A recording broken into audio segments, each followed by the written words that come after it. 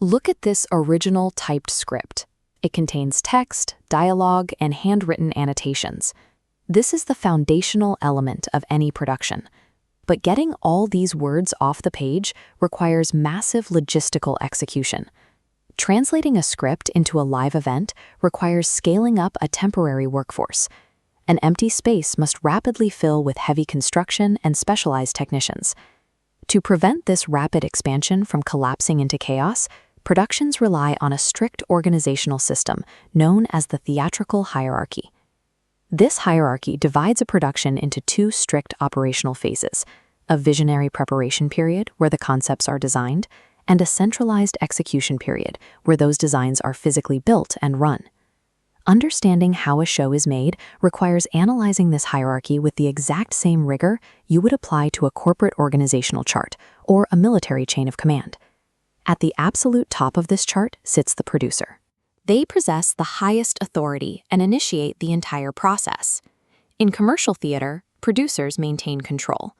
They select the play, hire all the personnel, secure funding, and manage the budget. Their core operational strategy is problem-solving through team building. They identify exactly what expertise is needed to mount a specific show and hire the staff required to achieve those goals within budget limitations. This model shifts slightly in educational settings. The local school district acts as the financial producer, providing the actual capital to put up the show. Theater teachers then act as the creative producers, making the executive decisions on which shows to select and produce for the season. Regardless of the venue, the structural foundation of every department, designer, and crew member flows directly downward from the producer's initial distribution of capital and goals. The producer's first major hire is the director. The director's primary job is to analyze the text and act as the chief collaborator, sitting at the center of the creative process. They dictate the creative concept for the play. Once that vision is established, they cast the actors necessary to fit that specific interpretation. This intricate scale model is the work of the design team. The set, costume, lighting, and props designers collaborate to translate the director's concepts into physical renderings and models. The director gives the final approval on all these designs. Parallel to the visual design, administrative and musical branches are established. A business manager takes over budgets, ticket sales, and ushers. If there is live music, a music director oversees vocal coaches and the orchestra's conductor. For musicals, a choreographer is hired to block and dictate all dance routines. In large productions, they delegate the daily rehearsals to an assistant known as the dance captain. This entire upper tier of the hierarchy operates purely to establish a locked conceptual blueprint. None of these individuals physically built the final product.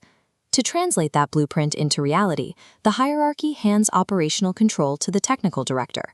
They oversee all technical crews, ensuring hundreds of components are finished on time and within the allotted budget. They divide the labor into strict jurisdictions. The set crew, led by the master carpenter, builds anything that appears permanent to the audience, like walls or large structural platforms. The lighting crew, led by the master electrician, is responsible for everything related to stage illumination. The props crew handles anything that looks movable.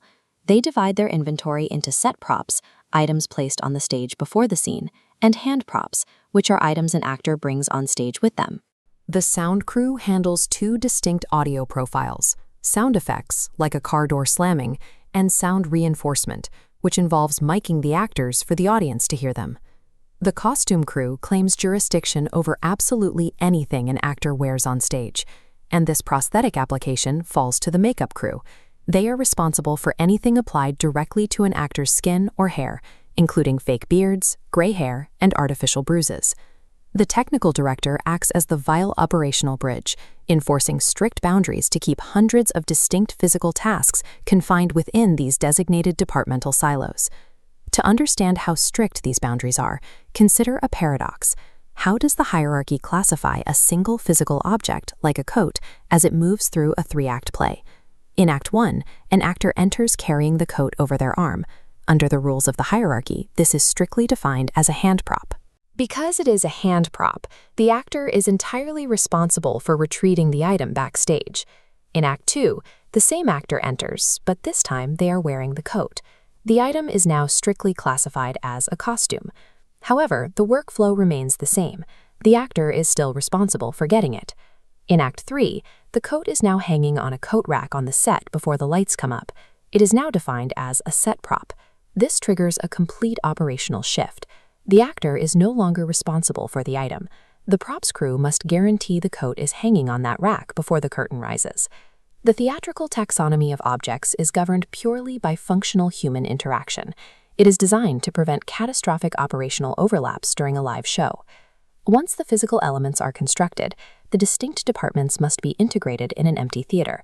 This period is known as technical rehearsals. This phase begins with dry tech, where crews rehearse their jobs without the actors. It then transitions into wet tech, long, tedious, stop-and-go rehearsals, where the work of actors and technicians are brought together for the first time. During these technical rehearsals, a major structural shift occurs. The technical director and the director yield their operational control. Authority centralizes into a single position, the stage manager. From this point until the final performance, the stage manager takes over the total run of the show. They operate entirely out of the prompt book. This master document contains every single lighting, sound, and scenery cue for the entire production, locked in precisely with the actor's dialogue. The stage manager calls these cues over an intercom system. In the event of a live emergency, they possess the final authority to execute a solution. What the stage manager says, goes. Tech is a massive transfer of authority. The decentralized team of creative visionaries hands total command to a singular, dictatorial operational controller. As the show moves into live performances, the construction crews physically transition into their final state, running crews. Their boss is now the stage manager, and their titles reflect real-time execution. A lighting technician becomes a light operator, or a follow spot operator, physically executing commands on cue. At this exact point, the organizational chart operates like a biological nervous system. The production becomes a single living organism. The set and light crews act as the arms of the organism. The props and costume crews function as the legs, and the stage manager is the brain, sending precise electrical signals over a headset to tell all the other parts exactly what to do. The illuminated marquee on opening night represents the triumph of systems architecture. It proves that a printed script can only manifest into a living, breathing reality through the strict discipline of the theatrical hierarchy.